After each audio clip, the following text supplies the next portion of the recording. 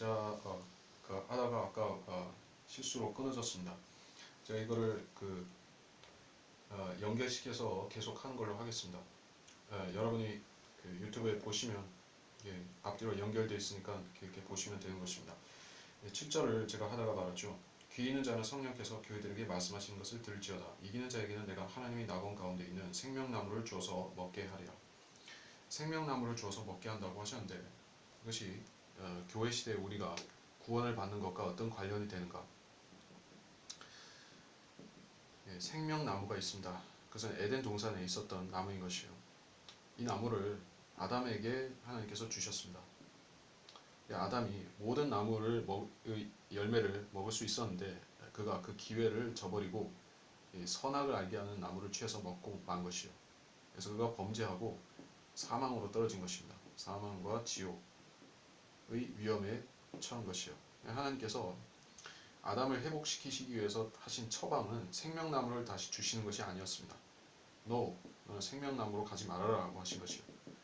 생명나무로 가게 되면 아담은 그 죄지은 범죄한 상태로 영생을 누려야 되는 것이요. 그것은 아주 절망적인 일인 것입니다. 그렇게 되어서는 안 되기 때문에 아담이 죄가 없이 된 상태에서 무죄한 상태에서 그는 영생을 누려야 되기 때문에 하나님께서는 그리스도를 준비하신 것입니다. 누구를 위해서? 아담과 아담의 후손들을 위해서 그리스도를 준비하신 것이요. 근데 왜 여기서 계시록에서는 생명나무를 주어서, 즉 여기서 생명나무를 준다는 것은 그 나무의 열매를 주어서 먹게 한다는 뜻으로 말씀하신 것이요. 왜 생명나무가 새삼 등장하는 것일까요? 우리 계시록은 그리스도인들이 이 나무의 열매를 먹고 영생하는 교리를 주신 것이 아니기 때문에 그렇습니다. 이 육신을 가지고 거듭나지 않은 상태로 육신을 가지고 계속 살아야 하는 사람들이 영원 시대에 있는데 천년왕국이죠. 그림이 많이 혼잡해졌지만 내가 조금만 더 요사하면 되기 때문에 지우지 않고 보다가 여기서 끝내겠습니다. 이 천년왕국 동안에는 사람들이 계속 그 수명이 늘어나는 것입니다. 수명이 1000살 이렇게 되는 것이요. 홍수 이전 시대에 그 사람들이 실제로 그렇게 900살 이상 살았던 것입니다. 그러한 시대가 다시 도래하는 것이요. 그래서 수명이 1000살로 늘어나고 그 이유가 어디에 있느냐? 바로 생명나무에 있는 것입니다. 생명나무, 이 나무 자체가 그 천년왕국 때 주어지는 것이 아니라 이 모형이 등장하는 것이요. 모형이 등장한다. 우리가 그것이 에스겔서 끝부분에 나오는데 우리가 시간이 되니까 지금 본문을 조금 보고 넘어가도록 하겠습니다.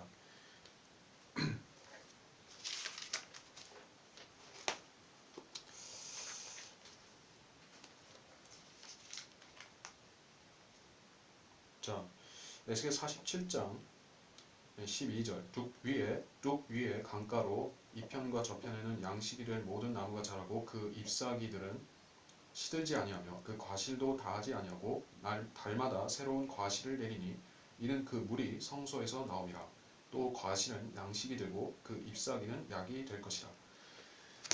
자, 열매를 먹는 것이 아니라 잎사귀를 취하여서 그 잎사귀를 약으로 쓰는 것입니다. 약초죠. 생명나무의 열매를 먹는 것이 아니라 여기서는 그 잎사귀를 약으로 쓰는 것이요.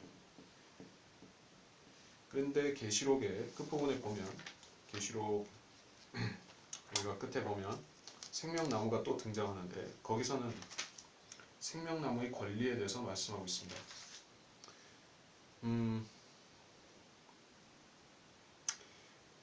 자, 계시록 22장 14절 그의 계명들을 행하는 자들은 복이 있나니 이는 그들이 생명나무에 대한 권리를 가지며 또 그 문들을 통하여 도성 안으로 들어가게 하려 함이니라.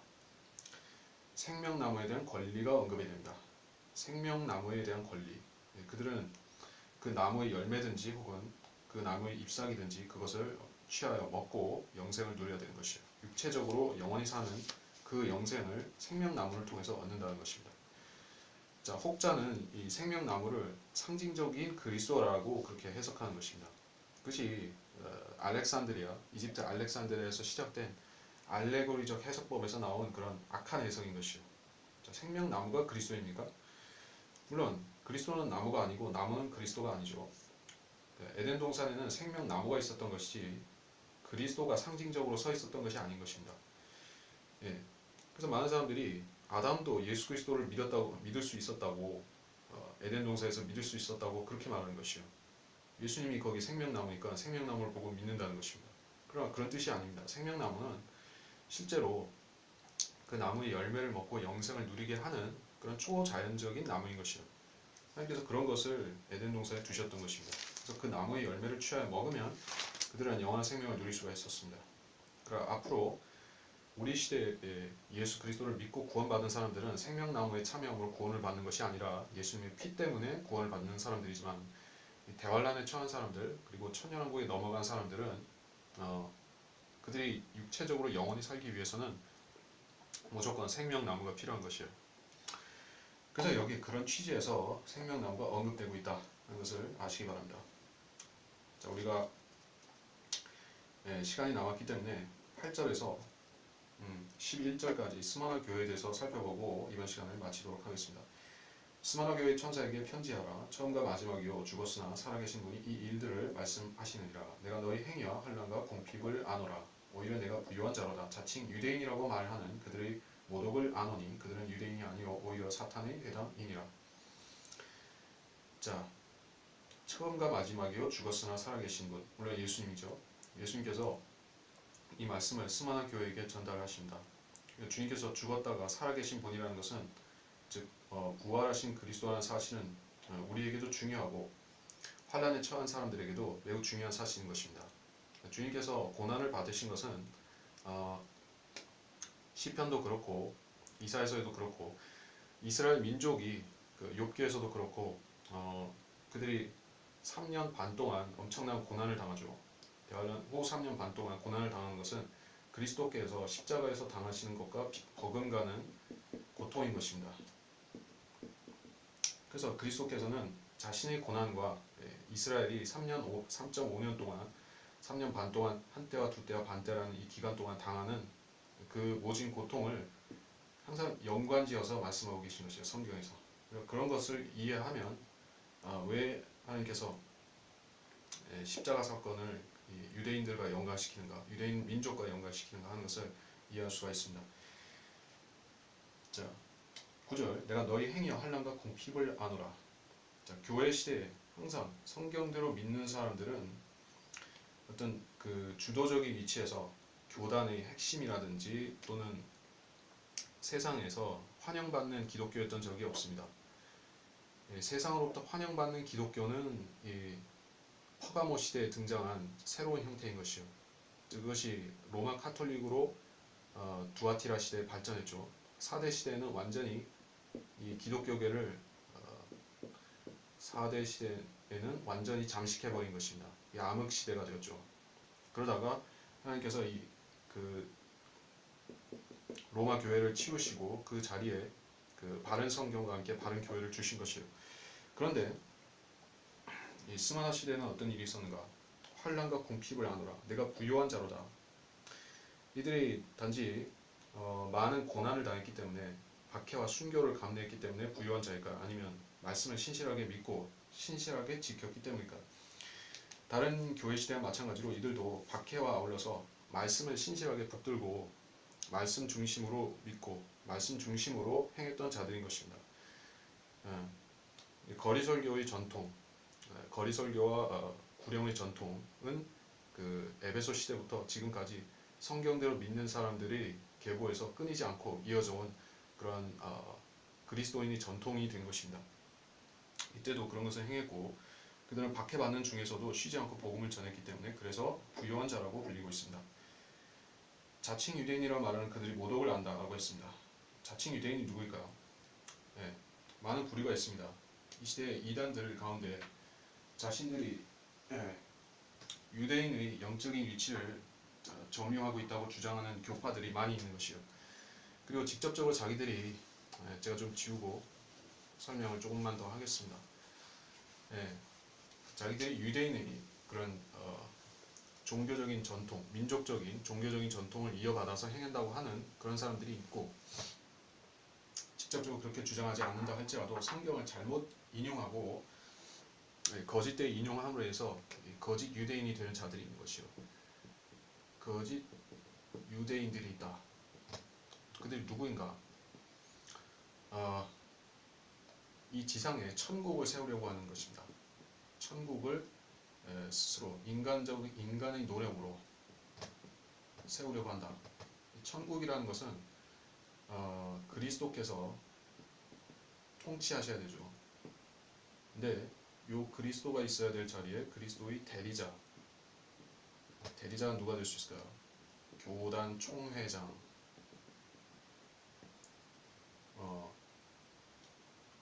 교황, 추기경. 예. 그래서 이들은 그리스도의 통치 대신에 자기들이 천국의 통치자로 앉으려고 하는 것입니다. 천국은 누구의 나라죠? 마태복음에 유대인들에게 주신 나라인 것입니다. 그리고 이사야서를 보든지 시편을 보든지 항상 유대인이 천국에서 핵심 멤버인 것이요. 이방인들은 덤입니다. 덤. 유대인 플러스 이방인은 덤입니다. 근데 이 천국을 이 이방인이며 그리스도를 믿지도 않은 자들인 교황, 추기경 이런 교단의 멤버들이 자기들이 천국의 주인이 되려고 하는 것이요. 그래서 실제로 이 땅에 뭐 성시화 운동이라든지 이런 걸 누가 추진하는 것입니까? 천국 건설자들이 하는 것이요. 이들이 더 발전하면 일루미나리라든지 프리메이슨으로까지 나가게 된 것입니다. 세상을 더 좋게 만들기 운동, 세상을 좋게 만들자 그런 운동으로 그래서 많은 시민단체, 환경단체가 다 이런 사상에 젖어 있는 것이요. 그들이 크게 보면 거짓 유대인 사상인 것이요. 미국에 민주당이 있고 공화당이 있죠. 그래서 이 민주당은 자기들이 이 지상의 천국을 건설하는 것을 아주 노골적으로 추진하는 자들인 것입니다.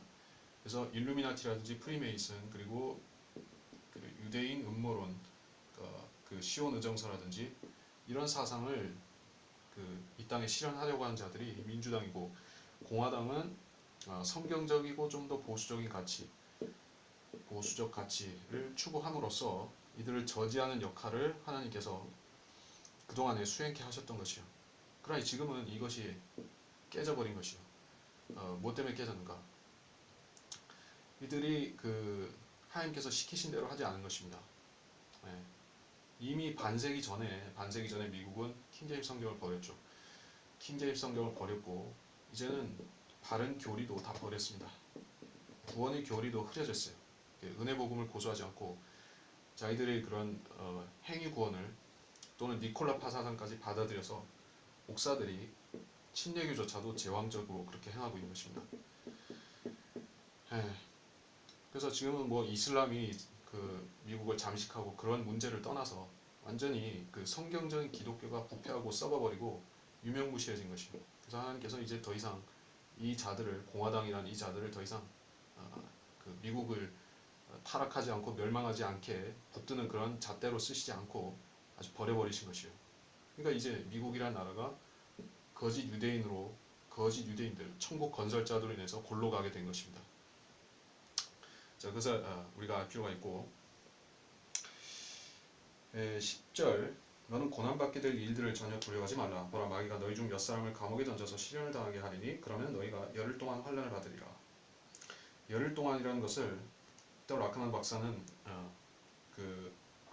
스마나 시대에 있었던 황제정의 10번의 대박해를 의미한다라고 이야기를 합니다.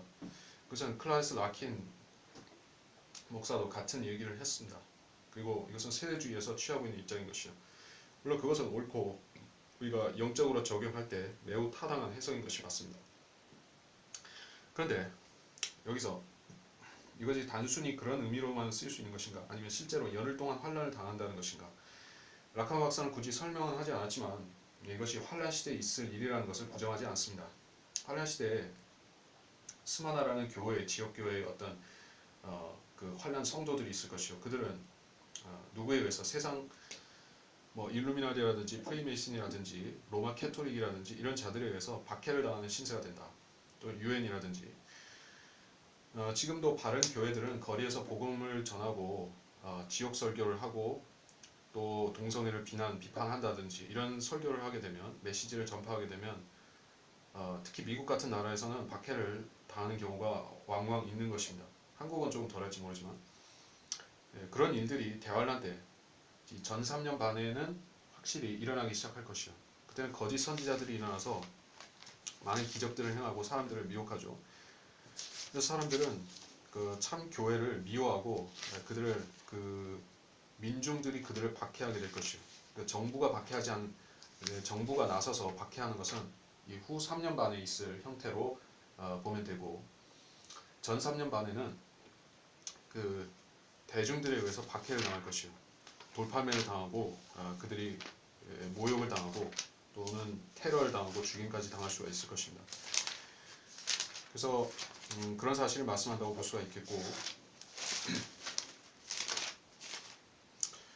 자, 그래서 열흘 동안 환난을 당한다는 것은 실제 열흘 동안 이 스마나 교회 성도들이 대환란 때 환난을 당하는 것입니다. 그러면 내가 내게 생명의 면류관을 주리라. 자, 면류관이라는 것은 그리스도의 심판석에서 우리가 받을 그 관인 것입니다. 여러분이 지금 7개의 면류관을 공부할 것은 아니지만 그리스도인들이 받는 면류관은 7개라는 사실을 아셔야겠죠. 7개가 아니라 5개의 면류관이죠. 5개의 면류관이 있다.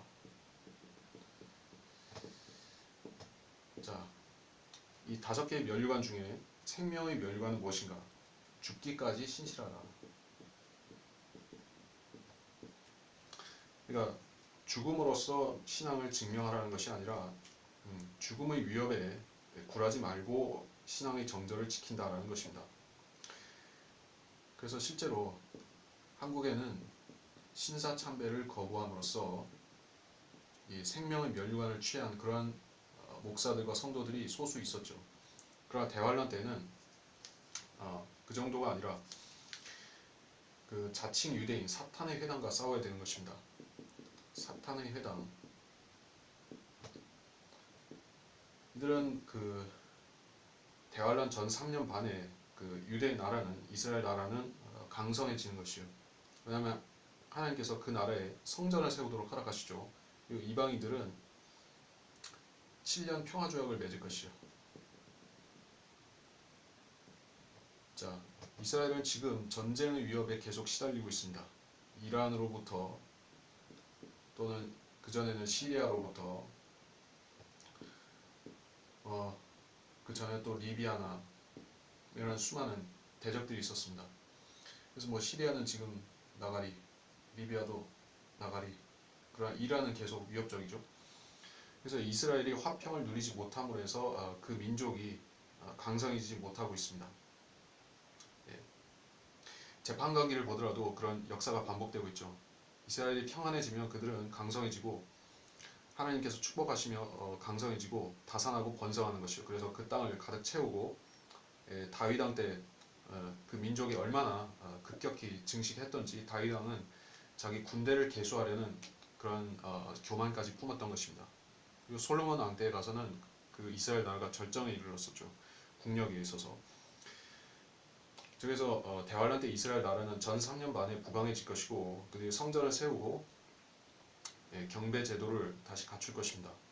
그런 상황에서 그들이 거짓 메시아를 받아들이고 또 거짓 메시아, 즉 그 세상이 떠받드는 메시아인 그 전 3년 반에 적그리스도를 받아들이게 될 때 유대인 지도층들이 그런 회유를 당할 때 예수 그리스도를 메시아로 믿는 유대인들이 나타나서 그들을 저지하려고 할 것입니다. 그래서 그들을 저지하려고 하다가 오히려 유대인들에 의해서 정통 유파 유대인들에 의해서 박해를 당할 것이요.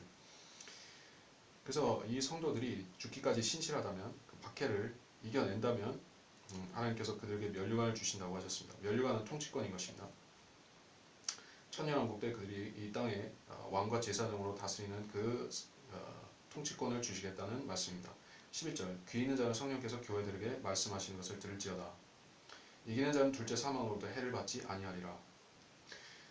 자, 이기는 자는이라고 있습니다. 그러니까 이긴 자와 이기는 자는 뉘앙스가 다를 뿐 아니라 실제 의미도 다르죠. 이긴 자가 있고 이기는 자가 있습니다. 이기는 자는 아직 진행형인 것입니다. 이긴 자는 과거 완료죠. 우리는 이긴 자이고 우리는 이기는 자가 아니라 이긴 자입니다. 크리스찬. 그러나 환난 성도들은 끝까지 견딤으로써 이긴 자가 되는 현재 이기는 자인 것입니다. 환난 때. 그래서 이기는 자가 되다가 타락해서 실패도 할 수 있는 것입니다. 멸망. 그러나 크리스찬은 그리스도와 함께 이긴 자로서 우리가 휴가 되면 이긴 자로 올라가는 것입니다. 자, 그것이 우리가 교회 시대와 환난 시대의 구원의 차이라는 것입니다. 근데 여기서는 이기는 자는 둘째 사망으로부터 해를 받지 않는다고 했는데 지옥에 가지 않는다는 뜻이죠. 그래서 이 뉘앙스의 차이가 교리 차이를 가져오는 것이요. 이것은 믿음만으로 온전히 구원을 받은 것이고 이것은 믿음 플러스 행위가 필요한 그런 환난 때의 구원인 것입니다. 어쨌든 지옥에 가지 않는다. 둘째 사망에 해를 받지 않는다는 그 결과는 같은 것이요. 근데 첫째 사망은 또 어떻게 된 것입니까? 둘째 사망이라는 것은 그 혼이 지옥에 떨어지는 것이 둘째 사망입니다. 그럼 몸은 어떻게 된다는 얘기죠? 몸. 예. 몸은 우리도 죽을 수가 있습니다. 환난 성도도 몸은 죽을 수가 있어요. 예. 이게 목베임을 당할 수 있고 목베임. 우리 시대는 당연히 우리가 그리스도를 기다리다가 먼저 죽을 수 있죠. 예, 무덤에 갈 수 있습니다. 그래서 둘째 사망으로부터 해를 받지 않는다는 것은 우리한테도 적용되는 얘기고 환난 성도에게도 적용되는 얘기입니다. 예, 그러나 우리도 그 첫째 사망, 그러니까 육신의 사망의 해는 입을 수가 있습니다. 환난 성도도 그럴 수 있습니다. 그러나 우리는 그 이미 이긴 자로서 첫째 사망에는 참여할 수 있다 할지라도 둘째 사망에는 들어가지 않고 이 사람들은 이기는 자들로서 이 두 가지 다 감수해야 되는 것이요. 두 가지 위험에 다 처해 있는 것입니다. 몸이 죽고 혼도 지옥에 떨어질 수 있는 위험을 안고 사는 것이요. 예, 보장이 있고 우리는 보장이 있고 예, 환난 성도는 보장이 X, 구원의 보장이 X라는 것입니다. 자, 우리가 짧은 본문을 살펴보았음에도 여기 환난 시대의 교리가 다수 등장하는 것을 볼 수가 있었습니다. 여러분이 이 사실을 알고 계시록을 공부할 때 자신의 입장에서 교회 시대의 교리에만 맞춰서 보지 말고 이것이 예언의 책이라는 사실, 그리고 환난 시대에 하나님께서 성도들을 어떻게 구속하시고 그들을 어떻게 구원하시는가, 그런 기준을 본문을 통해서 우리가 확인할 수가 있다는 것, 그것을 공부하시기 바랍니다. 그래서 이번 시간에 여기서 마치도록 하겠습니다.